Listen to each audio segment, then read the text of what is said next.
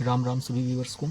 आप ये जो राशन कार्ड देख पा रहे हो ये मेरा पुराना राशन कार्ड है और इस पर मुझे गल्ला नहीं मिलता है, ठीक है, राशन नहीं मिलता है राशन की दुकान पर। उसका कारण ये हुआ कि इसमें हमारे राशन कार्ड में 3 लोग जुड़े हैं, एक मेरी माता जी, ठीक है, मेरे बड़े भैया और मैं। तो इस मेरे साथ क्या समस्या हुई कि मेरे भाई का नाम जो आया वो आया है उसमें आयकर विभाग में आ गया।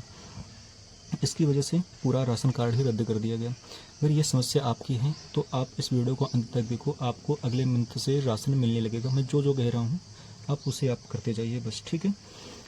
तो ये आपका पुराना राशन कार्ड है, मैं इसे साइड पे रखता हूँ, ठीक है। जब मुझे पता चला कि राशन कार्ड तो मेरा हटा दिया गया है, तो फिर मैंने क्या किया, मैं कैफ़े पे जाता हूँ और जो पुराना राशन कार्ड था उसी बेस में मैं अपना दोबारा से ऑनलाइन करा देता हूँ, ठीक है। तो आप मुखिया के नाम से आप उसका करा दीजिए और जितना भी चीज़ें हैं आप उसको भरवा दीजिए, ठीक है। तो यहाँ पर सारा फिर से मैंने उसी तरह पूरा भरवाया उसको। और ये जो साइन मोहर देख रहे हो ये कहाँ पे करानी है ये भी मैं बता दूंगा अभी। सारा विवरण भर दिया जाएगा पूरा, ठीक है। इसके बाद क्या कहते हैं, आप जो मुखिया होगा आप उसके आय को लगाओगे, क्योंकि ये मिलता ही राशन उस बेस पे है जिसकी आय बहुत कम होती है, ठीक है। तो ये सालाना मैंने 48,000 का अपना बनवा रखा है माता जी का।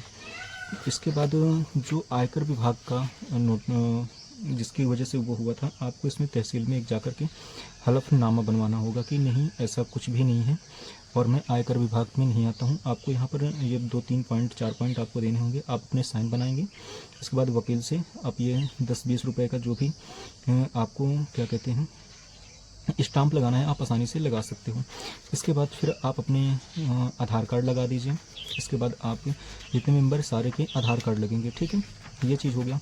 इसके बाद आपको परिवार रजिस्टर की नकल लगवाना पड़ेगा, ये आपके ब्लैक में बनेगी जा कर के।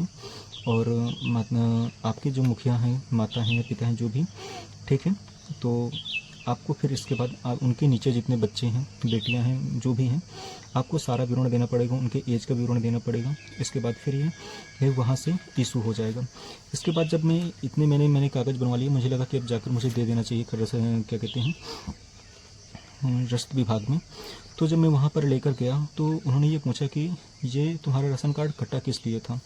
तो मैंने बताया कि नहीं ये तो पहले मुझे राशन मिलता था और इसके बाद ये फिर आयकर विभाग में आने के कारण ऐसे। तो बोले नहीं, तो तब तो नहीं मिल सकता, अगर कोई इनकम टैक्स में आ रहा है तो भाई क्यों दिया जाएगा उसे राशन। तो मैंने कहा कि नहीं ऐसा कुछ नहीं है।